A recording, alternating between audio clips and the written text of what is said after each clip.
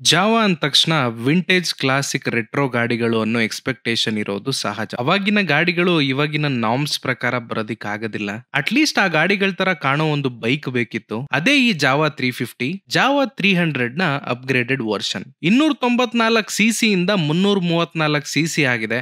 50 CC ಜಾಸ್ತಿ ಅಂತ ಅನ್ಸಿದ್ರು actually 40 ಅಷ್ಟೇ. ಮಜಾ ಅಂದ್ರೆ ಇದ್ದಿದ್ದು 26 BHP ನ 22 ಮಾಡವ್ರೆ. ಟಾರ್ಕ್ ನ ಒಂದೇ ಒಂದ್ ಜಾಸ್ತಿ ಅಂದ್ರೆ 28 ನ್ಯೂಟನ್ ಮೀಟರ್ ಮಾಡಿದ್ದಾರೆ. ಟಾಪ್ ಎಂಡ್ ತಲೆ ಮೇಲೆ ಹೊಡೆದು ಮಿಡ್ ರೇಂಜ್ ಅಲ್ಲಿ ಟಾರ್ಕ್ ಫೀಲ್ ಆಗೋ ತರ ಮಾಡಿದ್ದಾರೆ.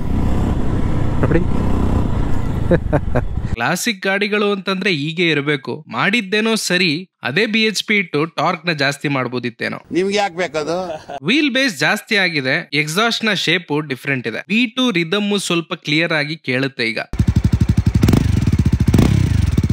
ಸಸ್ಪೆನ್ಷನ್ ಟ್ರಾವೆಲ್ ಜಾಸ್ತಿ ಆಗಿರೋದ್ರಿಂದ 13mm ಗ್ರೌಂಡ್ ಕ್ಲಿಯರೆನ್ಸ್ ಜಾಸ್ತಿ ಆಗಿದೆ. ಜೊತೆಗೆ ಸೀಟ್ ಹೈಟ್ ಕೂಡ 802 mm ಇದೆ. 5.6 ಮೇಲಿರೋರ್ಗೆನೆ ಕಂಫರ್ಟೇಬಲ್ ಈ ಗಾಡಿ. ಸೀಟು ರೀಡಿಸೈನ್ ಆಗಿದೆ. ಈ ಗಾಡಿ ಮೊದಲಿಗಿಂತ ಒಂಚೂರು ಫಿಟ್ ಅಂಡ್ ಫಿನಿಶ್ ಅಲ್ಲಿ ಪ್ರೀಮಿಯಂ ಆಗಿದೆ, ಕ್ಲಾಸಿಕ್ ಆಗಿ ಕೂಡ ಇದೆ. ಬ್ರೇಕಿಂಗ್ ಚೆನ್ನಾಗಿದೆ ಗುರು, ಇಷ್ಟ ಆಯ್ತು ನನಗೆ. ಆಮೇಲೆ ಇನ್ನೊಂದೇ ನೋಟಿಸ್ ಮಾಡಿದೆ ಅಂತಂದ್ರೆ ಇಲ್ಲಿ ಯಾವ್ಯಾವ ಇಂಡಿಕೇಶನ್ಗಳಿದೆ ಬಿಸಿಲಲ್ಲಿ ಯಾವ್ದು ಕಾಣಲ್ಲ. ಇದರ ಆನ್ ರೋಡ್ ಪ್ರೈಸ್ ಬಂದು 2,85,000. 45,000 ಹಳೆ ಗಾಡಿಗಿನ್ನ ಜಾಸ್ತಿ. ನೀವೇನಾದ್ರೂ ಕ್ಲಾಸಿಕ್ ಕ್ಯಾಟಗರಿಯಲ್ಲಿ ಗಾಡಿ ನೋಡ್ತಾ ಇದ್ರೆ ಒಂದು ಸಲ ಟ್ರೈ ಮಾಡಿ ನೋಡಿ.